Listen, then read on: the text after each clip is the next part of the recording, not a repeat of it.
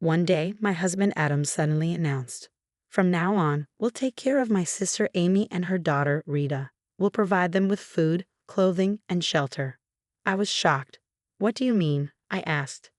"For the past month, Amy hasn't been paying for her own house, so we've been helping her already," Adam replied. "Wait, you didn't say they'd be living with us full-time?" I protested. "Amy and her husband are divorced, so we have to help them," he said confidently. "We'll build a new house and start a new life as a family of 5.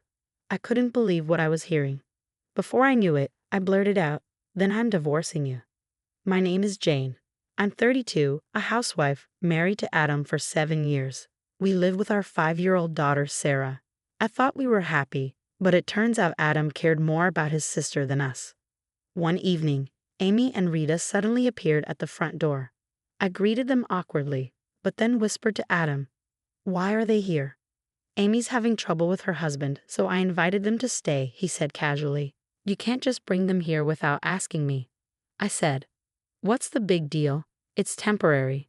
Adam replied, brushing off my concerns. Soon, Amy made herself at home. She sprawled on the sofa, watching TV like she owned the place. Adam pampered her and Rita, offering coffee, oranges, and even the pudding I had bought for Sarah. When I protested, Adam snapped, "Don't be stingy. We should treat guests generously." Sarah looked upset, so I took her to a restaurant to cheer her up. While she enjoyed a parfait, I thought about how to deal with this situation. But Adam showed up at the restaurant too, demanding I pay for everyone's food. I had to cover the $50 bill from our family budget. Weeks passed, and Amy showed no sign of leaving. Adam focused all his attention on Amy and Rita, ignoring Sarah. One day, Sarah tearfully asked me, "Is Rita more important to Dad than me?" Heartbroken, I comforted her, saying, "Your dad is just trying to help Rita because she's in trouble." But I knew I couldn't let this continue. I decided to confront Adam and demand changes. At first, my sister-in-law started coming over a lot. She'd join us for dinner and even go shopping with my husband like it was normal. Adam didn't say anything to her, he just said, "It's so much fun." But then Amy got married and stopped coming over, which was a relief. But now, years later, it felt like we were going to go through the same problems again. I went back to the living room and sighed. Amy was lying on the couch watching TV, acting like she lived here. Adam spoiled her even more. "Amy, do you want some coffee?" he asked. "Sure," she replied. "Rita, I'll get you some oranges." "Yay, cool," Rita said. "There's pudding in the fridge," Adam added. "I love pudding," Amy said. I had bought that pudding for Sarah and me, not for them. I was upset. "Don't be stingy," Adam told me. "We should treat guests generously, right?" I tried to stay calm, but Sarah was sad because her pudding was gone. I told her, "Let's go to the restaurant. You can eat whatever sweets you want there." "Really?" she asked excitedly. "Yay," she cheered. At the restaurant, Sarah was happily eating a parfait. I sat quietly with my coffee, trying to relax and think. I was also thinking about how to deal with my sister-in-law. But to my surprise, Adam showed up at the restaurant. "You should have prepared food for us," he complained. "I left your food on the table," I replied, "but you should have quickly prepared food for Amy and Rita too." Then Adam said something that shocked me. "Jane, you're not qualified as a housewife." "Excuse me?" I asked, confused. "Well, let's see what's on the menu," Adam said. He and Amy ordered expensive steaks, and Rita got a kid's meal. I had just wanted some quiet time with Sarah, but now they were interrupting us. And then Amy said, "I want a parfait, just like Sarah is having." After dinner, my husband said, "I want to have dessert too." He ordered 2 parfaits, and Amy and Rita shared one. "How much do you eat?" I asked. "You just had pudding." "That's why we came to the restaurant," Amy replied. "I'm so full," Amy said. "Me too," Rita added. "I'm getting sleepy," said Adam. "Let's go home," Adam told me. Then he said, "Jane, take care of the bill." I was shocked. Adam quickly left the restaurant. In the end, I had to pay for my sister-in-law's food using our family money.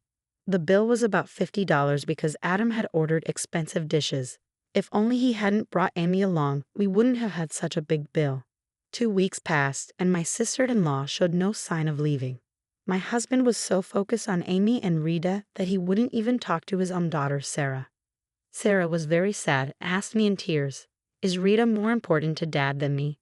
All I could do was comfort her, saying Rita is in trouble because she was kicked out of her house. Your dad is just being nice to her. But I couldn't keep living like this, so I decided to talk to Adam about it. Sarah is very sad because you're not paying attention to her. I said to my husband, I'm not saying you shouldn't be kind to Rita, but you need to be kinder to Sarah too. Adam gave me an annoyed look. Okay, he replied. What's with that look? I asked. Are you really bothered by spending time with your own daughter? Why do you have to be so annoying? He snapped. He promised to talk to Sarah, but nothing really changed. He mainly focused on Rita and only gave Sarah attention when he had time. It had already been a month since Amy moved in, and I kept asking Adam when they were going to leave. He just said, I can't say anything yet. Amy and Rita did whatever they wanted. No matter how much I cleaned, the house got messier because of them. We lived in a small, cheap apartment to save money for a future house. But with Amy and Rita staying with us, it felt more cramped. Whenever my sister-in-law and niece made a mess, the entire apartment got dirty quickly. Originally, each of us had our own room, my husband, my daughter, and me. But since Amy came, I had to share a room with my daughter, and my sister-in-law took the room I used to have. Just when I thought I couldn't handle it anymore, my husband said something shocking. From today on, we'll take care of my sister and niece. We'll provide for everything: food, clothing, shelter, and more. I was confused. What do you mean? My sister-in-law hasn't paid a penny for the house in a month. Then he said, Amy is divorced, so we need to help her and Rita. We're going to build a new house and start a new life as a family of 5. I didn't understand him anymore. Without thinking, I blurted out, okay, then I'm divorcing you. What? Adam said, surprised. Divorce. I can't stay married to someone who puts his sister and niece before his own wife and daughter, I told him. That's just jealousy, he said. Jealous? I laughed. I can't stand living with those monsters any longer. I can't take it, and neither can Rita. Don't insult my sister. Adam snapped. I'm just telling the truth. All they do is cost us money for nothing. They're like 2 kids hanging onto you. That's enough, he shouted.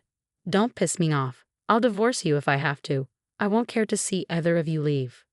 Well, then I'm glad, I said, pulling out the divorce papers from the drawer. I had already gone to the city office a few days before and got them. He angrily filled out his part, his face turning red. I packed my things, took my daughter, and moved back to my parents' house. We had a meeting with a lawyer to discuss dividing our property. To my surprise, Adam brought Amy along. I thought to myself, I want to see how miserable you both are. Normally, I'd be angry, but at this point, I didn't care. This is everything we've saved since we got married, the lawyer said. It'll be split 50-50. That's a lot of money, Amy commented. It's fine, I replied. I can cover this much with money from my property division with my ex-husband. Well, I'm glad, Amy said. Now Amy and I will build a new house and live comfortably with Rita. Amy added, Jane, are you a single mom living in a shabby apartment? Poor you. I calmly responded, I'll stay at my parents' house for a while. Oh, and you're going to build a new house? Amy asked with a smirk. Wait, what about the land? I asked. What? Adam looked confused. Oh, I knew you forgot, I said. You always forget things. We originally planned to build a new house because my father said he would give us the land he owns. But now that we're divorced, the land isn't yours anymore. You won't be able to build a new house unless you buy your own land. But with what you have now, you can only afford a tiny house. Adam went silent, his face turning blue. Oh no, I didn't hear that, Adam muttered. I got divorced because you said we could live in a new house for free. I'm not interested in your problems, I said, leaving the meeting with my lawyer. The look on my husband's and sister-in-law's faces was almost funny. I heard that Adam continued living in the apartment with my sister-in-law and niece. But now, with 3 people to support and child support payments for my daughter, his savings were disappearing fast. I also found out that my sister-in-law's husband left her because she was a terrible spender. I'm sure she'll soon drain Adam's savings too. Adam tried to contact me to get back together, but I ignored his calls and blocked him. I found a new job and my parents were helping me raise my daughter. Life as a single mother was tough, but I was doing it.